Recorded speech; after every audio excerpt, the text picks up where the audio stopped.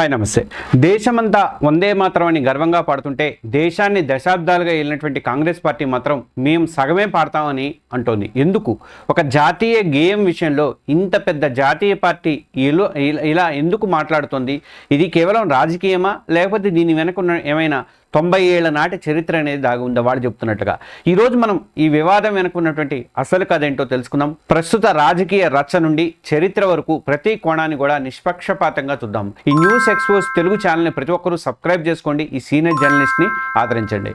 ఇక వందే మాతరం మీద ప్రస్తుతం వివాదం ఏంటి అంటే, ఈ మొత్తం వివాదం ఈ మధ్య 2 వరుస సంఘటనలు ఒక్కసారిగా రాజుకుంది. మొదటిది కాంగ్రెస్ వర్కింగ్ కమిటీ CWC సమావేశము. పార్టీ కార్యక్రమాల్లో వందే మాతరం గీతంలోని మొదటి 2 చరణాలే పాడాలని చెప్పేసి ఈ సమావేశంలో మరోసారి స్పష్టత అయితే ఇచ్చారు. ఇది కొత్త నిర్ణయం ఏమీ కాదని 1937లో అంటే స్వతంత్రం రాకముందు పార్టీ తీసుకున్న పాత వైఖరికే తాము కట్టుబడి ఉన్నా అని చెప్పేసి కాంగ్రెస్ నేతలు చెప్తున్నారు. There is no confusion on that. Today CWC Congress President categorically told yesterday he CP का press conference दा clarify कर दिया, but again today Congress working committee में भी हमने डिस्कस कर दिया. हमारा स्टैंड वेरी क्लियर है. 1937 का resolution Mahatma Gandhi ji, Pandit Jawaharlal Nehru ji, Rabindranath Thakur ji, Subhash Chandra Bose ji, this type of Sardar Patel ji, this type of topmost leadership of that point of time decided that whatever the decision they took, we will abide that decisions. We are very, very clear on that, that our Congress party workers will do that only. This is our decision. First 2 stands. ఈ నిర్ణయం బయటికి రాగానే అధికార BJP తీవ్రంగా స్పందించింది. కేంద్ర హోంమంత్రి అమిత్ షా లాంటి సీనియర్ నేతలు కాంగ్రెస్ వైఖరి మీద విరుచుకుపడ్డారు. ఇది ఓటు బ్యాంకు రాజకీయాల కోసం జాతీయ గౌరవాన్ని పక్కన పెట్టమని చెప్పేసి ఆయన విమర్శించారు. 1937 में कांग्रेस पार्टी ने मुस्लिम अपीसमेंट के लिए वंदे मातरम के 2 टुकड़े कर देश के विभाजन की नींव डाली थी.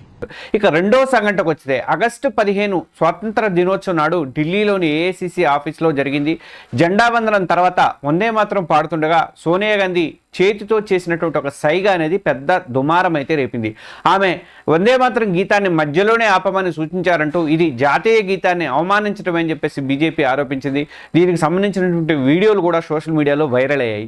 అయితే కాంగ్రెస్ మాత్రం ఈ ఆరోపణలు కొట్టిపారేసింది. వయసులో పెద్దవాడైనటువంటి పార్టీ అధ్యక్షుడు మల్లికార్జున్ ఖర్గే ఎండలో ఎక్కువసేపు నిల్చోలేకపోవడంతో ఆయన కోసం కుర్చీ తెమ్మని నేను సైగ చేశానని చెప్పేసి సోనియా గాంధీ అంటున్నారు. అంతే తప్ప పాటని ఆపమని కాదని కాంగ్రెస్ అయితే వివరణ ఇచ్చింది.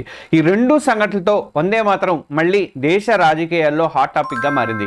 కాంగ్రెస్ ఏమో చరిత్ర అంటుంది, బీజేపీ ఏమో ఓటు బ్యాంకు రాజకీయాలు అంటుంది.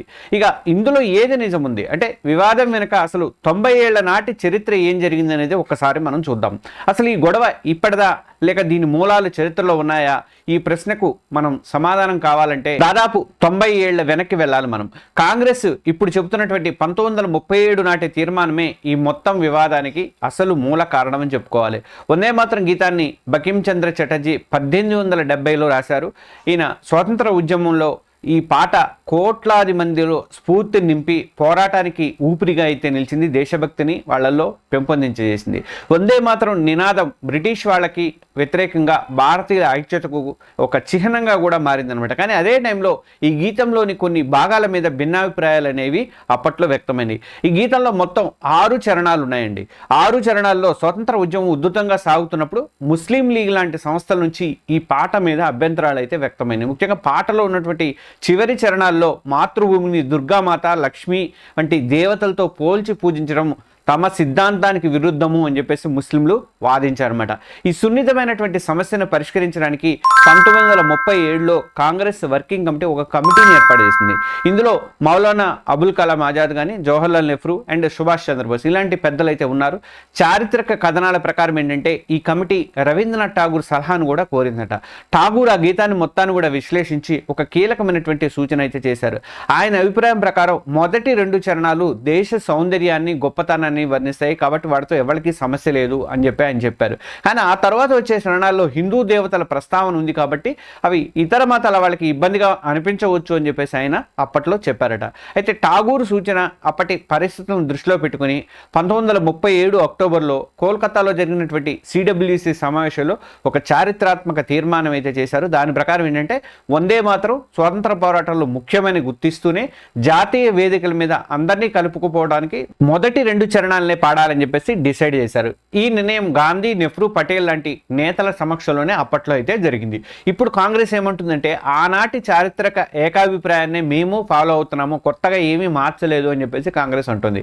అసలు మొదటి 2 చరణాలకు మిగతా చరణాలకు తేడా ఏంటి అనేది మనందరికీ తెలియాలి కాబట్టి అందరం పాడుతూనే ఉన్నారు. మొదటి 2 చరణాల వరకు అందరికీ వచ్చు కూడా. అయితే ఇప్పుడు 4 చరణాలు పాడాలని చెప్పి కేంద్ర ప్రభుత్వం ఉత్తర్వులు కూడా జారీ చేసింది కాబట్టి అసలు ఈ రెండింటికి తేడా ఏంటి, అసలు ఎందుకు ఇంత అభ్యంతరాలు వ్యక్తం అవుతున్నాయి, ఆ చరణాల్లో ఏముంది అన్నది నేను చెప్తాను.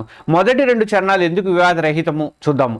మొదటి 2 చరణాల్లో ఏమున్నాయి? సుజలాం సుఫలాం మలయజ శీతలాం సస్యశ్యామలాం మాతరం శుభ్రజ్యోత్స్నా పులకితయామినీం పుల్లకుసుమిత ద్రుమదుళ శోభిని సుహాసినీం సుమధుర భాషిణీం సుఖదాం వరదాం మాతరం అని ఉంది. అంటే దీని అర్థం ఏంటంటే, ఓ తల్లి నీకు వందనం, మంచి నీటితో, ఫలాలతో, చల్లని గాలులతో, పచ్చని పైర్లతో ఉన్నావు, వెన్నెల రాత్రుల్లో మెరుస్తున్నావు, పూల చెట్లలో అందంగా ఉన్నావు అని భారతమాతని పొగుడుతున్నారు. ఇక్కడ తీయని మాటలు, మంచి నవ్వు నీ సొంతం, సుఖాన్ని వరాలనిచ్చేటువంటి ఓ మాత నీకు వందనం. ఈ వర్ణన మొత్తం కూడా దేశభక్తితో నిండింది. భారతమాత అనే దేశభక్తితో ఒక దేశ భావం అనేది ఇక్కడ ఉందన్నమాట. ప్రకృతిని వర్ణిస్తుంది. అందుకే దీని మీద ఎవరికి ఎట్లాంటి అభ్యంతరాలు అయితే వ్యక్తం కాలేదన్నమాట. ఇక వివాదాస్పదమైనటువంటి తర్వాత చరణాల్లో ముఖ్యంగా 4వ చరణంలో ఇలా ఉంటున్నాడు.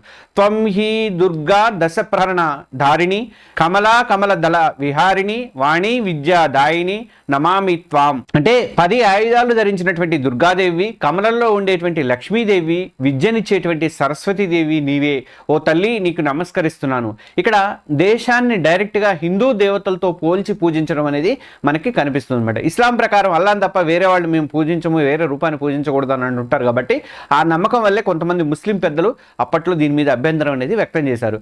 ఈ మతపరమైనటువంటి సున్నితత్వాన్ని గౌరవించడానికే అప్పట్లో కాంగ్రెస్ ఈ నిర్ణయం తీసుకుందని చెప్పేసి ఆ పార్టీ అయితే చెప్తుంది. కానీ కాంగ్రెస్, బీజేపీ 2 పక్షాల వాదనలు వింటే రాజకీయ కోణం ఇప్పుడు జరుగుతున్న వాదన ఏంటంటే ఇది కాంగ్రెస్ వాదన. మరి బీజేపీ ఏమంటుందంటే బీజేపీ వాదన అనేది దీనికి పూర్తి భిన్నంగా ఉందంటే చాలా తీవ్రంగా ఉంది. బీజేపీ ఆరోపణ ప్రకారం 1937లోనే కాంగ్రెస్ తీసుకున్నటువంటి ఆ నిర్ణయంతోనే దేశ విభజన ఆలోచనలకు బీజం పడిందని చెప్పేసి అమిత్ షా లాంటి సీనియర్ నేతలు ఆరోపిస్తున్నారు. మైనార్టీ ఓట్ల కోసం కాంగ్రెస్ మొదటి నుంచి కూడా జాతీయ గీతాన్ని ముక్కలు చేసి బుజ్జగింపు రాజకీయాలు చేస్తుందని చెప్పి బీజేపీ అయితే విమర్శలు అయితే చేస్తుంది. మరి స్వతంత్ర పోరాట స్ఫూర్తి అయినటువంటి గీతాన్ని సగం పాడటం అంటే దేశభక్తితో రాజీ పట్టమే అని చెప్పేసి బీజేపీ వాళ్ళ వాదన, వాళ్ళు మండిపడుతున్నారు. కాంగ్రెస్ కొత్త ముస్లిం లీగ్ లాగా తయారైందని చెప్పేసి బీజేపీ నేతలు అయితే ఘాటు వ్యాఖ్యలు అయితే చేస్తున్నారు. ఇటీవల కేంద్ర ప్రభుత్వం జాతీయ గీతం జనగణమనతో పాటు వందే మాతరం కూడా సమాన గౌరవం ఇవ్వాలి అని చెప్పేసి ప్రభుత్వ కార్యక్రమంలో పూర్తిగా ఈ గీతాన్ని ఆలపించాలని చెప్పేసి 4 చరణాలు కూడా ఆలపించాలని చెప్పి ఆదేశాలు అయితే జారీ చేసింది. ఈ నేపథ్యంలో కాంగ్రెస్ తీసుకున్నటువంటి నిర్ణయం ఆ ఆదేశాలను ధిక్కరించడమే అని చెప్పి బీజేపీ అయితే వాదిస్తుంది. ఈ ఆరోపణలకు కాంగ్రెస్ కూడా అంతే గట్టిగా జవాబిస్తుంది. బీజేపీ తమ రాజకీయాల కోసం చరిత్రను వక్రీకరిస్తుందని, లేనిపోని వివాదాలు సృష్టిస్తుందని చెప్పేసి ఆరోపిస్తుంది. గాంధీ కానీ, నెహ్రూ కానీ, పటేల్ కానీ, బోస్ కానీ ఇలాంటి మహానుభావులంతా ఒప్పుకున్నటువంటి చారిత్రక తీర్మానాన్ని మేము పాటిస్తున్నాము, దాన్ని దేశద్రోహంలా చూపించడం బీజేపీ చిల్లర రాజకీయాలకు నిదర్శనం అని చెప్పేసి కాంగ్రెస్ నేతలు అయితే మండిపడుతున్నారు. మల్లికార్జున ఖర్గే మొన్న మాట్లాడినప్పుడు నేను గాంధీ, నెహ్రూ పాడిన వందే మాతరం పాడాను, ఇది తప్పైతే వాళ్ళ మీద కూడా కేసులు పెట్టండి అని చెప్పేసి సవాళ్ళు కూడా చేశారన్నమాట. సున్నితమైనటువంటి జాతీయ అంశాలను కూడా బీజేపీ ఎన్నికల కోసం వాడుకుంటూ ప్రజల మధ్య చిచ్చు పెట్టాలని చూస్తుందని చెప్పి కాంగ్రెస్ అయితే ఆరోపిస్తుంది. మొత్తానికి ఓవైపు 90 ఏళ్ల నాటి చారిత్రక తీర్మానము, నాటి సామాజిక పరిస్థితులు, ఠాగూర్ లాంటి మహనీయుడి సలహా ఒక వాదనకు బలంగా నిలుస్తున్నాయి ఒక పార్టీకి, మరోవైపు జాతీయ గౌరవం, దేశభక్తి, ఓటు బ్యాంకు రాజకీయాలనే ఆరోపణలతో రాజకీయ యుద్ధం అయితే నడుస్తుంది కాంగ్రెస్ అండ్ బీజేపీ మధ్య. ఈ వివాదాల్లో కాంగ్రెస్ చెబుతున్న చరిత్రలో నిజముందా, లేక బీజేపీ ఆరోపిస్తున్నట్లు ఇది కేవలం ఓటు బ్యాంకు రాజకీయమా, దేశభక్తికి రాజకీయాలకు ముడిపెట్టడం అనేది సరైందేనా? ఈ ప్రశ్నలకు జవాబు అయితే దొరకడం అనేది అంత ఈజీ అయితే కాదు. ఈ మొత్తం విశ్లేషణపై మీరేమనుకుంటున్నారు? వందే మాతరం విషయంలో కాంగ్రెస్ వైఖరిని మీరు సమర్థిస్తారా లేక బీజేపీ విమర్శలతో ఏకీభవిస్తారా? దయచేసి మీ అభిప్రాయాలను కింద కామెంట్స్లో చెప్పండి. ఇలాంటి మరిన్ని విశ్లేషణల కోసం మన న్యూస్ ఎక్స్పోజ్ తెలుగు ఛానల్ని సబ్స్క్రైబ్ చేసుకోండి. దయచేసి మరో ఆసక్తికరమైనటువంటి టాపిక్తో మళ్ళీ కలుద్దాం. ఈ వీడియోను మొదటిసారిగా చూస్తున్న వాళ్ళు, ఇంకా మన ఛానల్ ఎవరైనా సబ్స్క్రైబ్ చేసుకున్న వాళ్ళు ఎవరుంటే దయచేసి news expose Telugu channel subscribe చేసుకోండి. Thank you. జై హింద్.